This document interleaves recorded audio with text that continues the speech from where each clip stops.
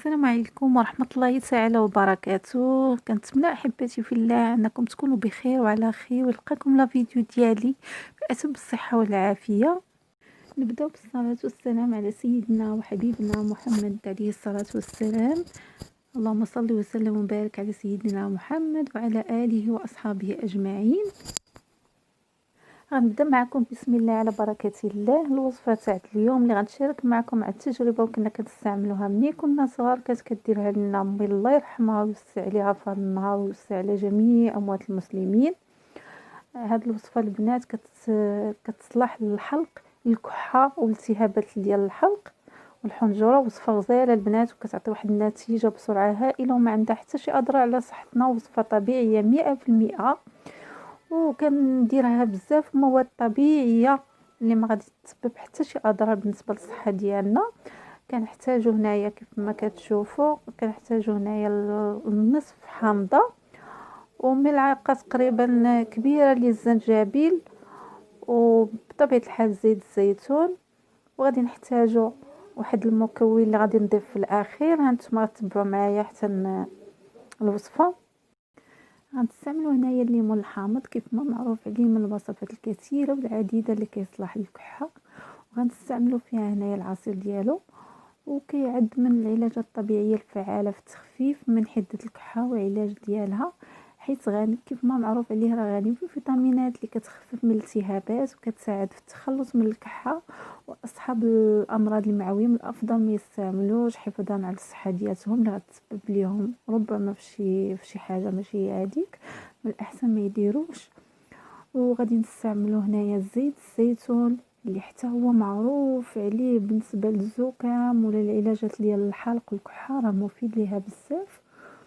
وهنا غادي نستعملوا العسل طبيعي وفعال حتى هو الكحه، وكيساعد على تنظيف الممرات الهوائيه.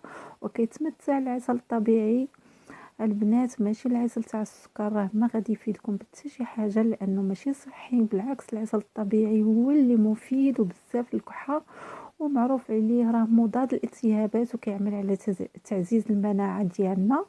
ومن الاحسن نضيفوا العسل الحر ماشي عسل ديال السكر. وهنايا كيف ما كتشوفوا غادي ناخذ الاناء اللي غادي نستعمل فيه هذه الوصفه، وكنحتاج هنايا تقريبا واحد الكاس ديال الماء، كاس كبير ماشي كاس صغيره البنات، كاس كبير ديال الماء. وغادي ناخذ هذا الاناء غادي نوضعوه فوق النار، ومن الاحسن البنات تكون النار مهيله شويه ما تكونش مجهده بزاف. غادي ناخذ البنات واحد الزلافه اللي غادي من الاحسن تكون تاع الزاج، اللي هي اللي غادي نستعملوها فوق النار. المهم غادي ندير هنايا واحد تقريبا معلقه كبيره ديال الزنجبيل، ومعلقه تقريبا حتى لجوج ديال زيت الزيتون. انا درت هنايا البنات كيف ما كتشوفوا راه درت بلا عبار لان عيني ميزاني. وهنايا غادي نضيف العسل، غادي ندير فيه حتى تقريبا واحد معلقه كبيره على حسب الخليط. الا بان لينا الخليط البنات باقي عاقد شويه كنديروا اكثر، كنحاولوا نزيدوا في الكميه اللي درنا، ما غادي تاثر على الوصفه حتى شي حاجه. هنا البنات كما كتشوفوا العسل بدا كيجمد لي لان تبارك الله ما شاء الله كاين البرد بزاف هذا العام. كيف ما كتشوف كل شيء كيتشكى بهذا البرد اللي ولا سبحان الله، الله يرحمنا برحمته. هنايا غنضيف هذا العسل وغادي نحاول اني نحرك مزيان كيف ما كتشوفوا. ومن الافضل العسل البنات نهزوه بالبلاستيك، ما نهزوش بشي معلقه تكون ديال المعدن ولا هذا، من الافضل يكون بلاستيك. صافي هنايا الاناء غادي نحطو على النار ونحاول انني لان هنايا كان الماء عندي سخون، غادي نحاول الماء يكون يبدا يدفى ونحط فيه ديك الزلافه اللي انا درت فيها داك الخليط.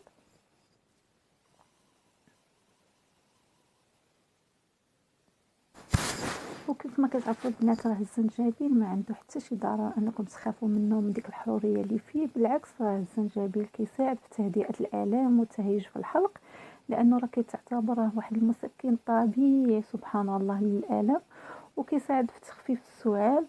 وكيف ما كتعرفوا راه ضروري انكم تستعملوه في هذه الوصفه، ولكن اللي ما كيتشكاش من مرض المعده او الحرقه او شي حاجه بحال هكا، اما الناس طبيعيين ممكن انهم يستعملوه. فانا راه كنديرو بزاف والله العظيم. الا ما كانت انايا هاد السكنجبير مع العسل وهذا بالنسبه للكحه راه ما كتحيدش عليا، لان بالنسبه لهذا السيروب واخا كنشربو ما كيعطيني انا، بالنسبه لي انا ما كيعطيني حتى نتيجه، وكنعطيه حتى لوليداتي غير هي يكونوا تقريبا عندهم فوق السنه، يكونوا مكملين العام، هذوك تقدروا تعطيهم هذه الوصفه. ولكن بالنسبه للتربيه وهذا لا، لان تقدر تشكل عليهم شي خطر ولا شي حاجه ما نخاطروش بها.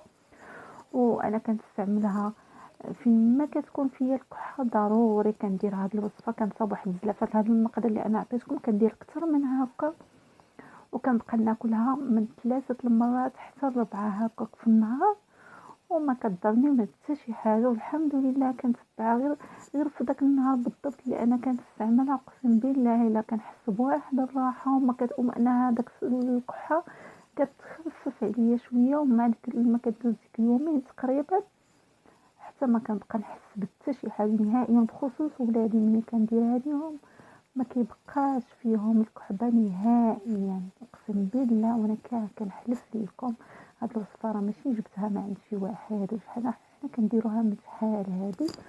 هانتوما كيف ما كتشوفوا دابا من بعد ما حركتها مزيان يعني عاودت زدت ليها زيت الزيتون وكنحرك، وفي الاخير غادي نضيف لها عصير ديال الحامض.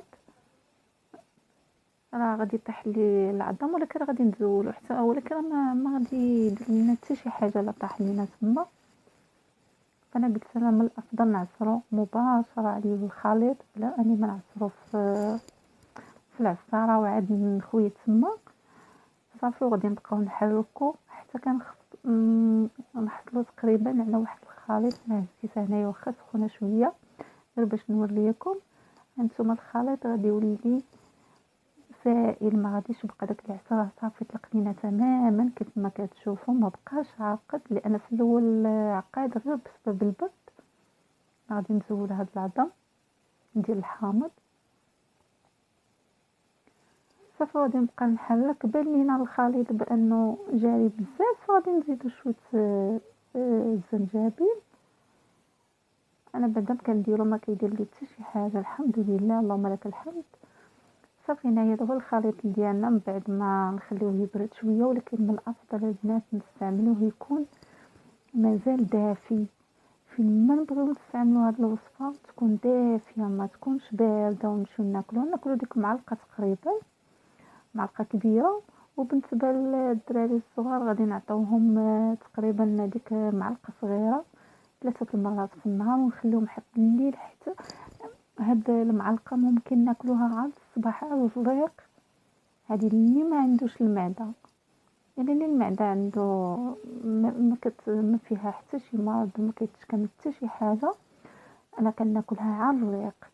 كنوض في الصباح اول حاجه كنصبقها هي هاد المعلقه. ملي كتكون فيه كحبه هي معلقه كبيره ديال هاد الخليط، والحمد لله كتعطيني نتيجه في الحال. ماشي زعما كتعطل ولا شي حاجه، بالعكس دغيا كتعطيني نتيجه.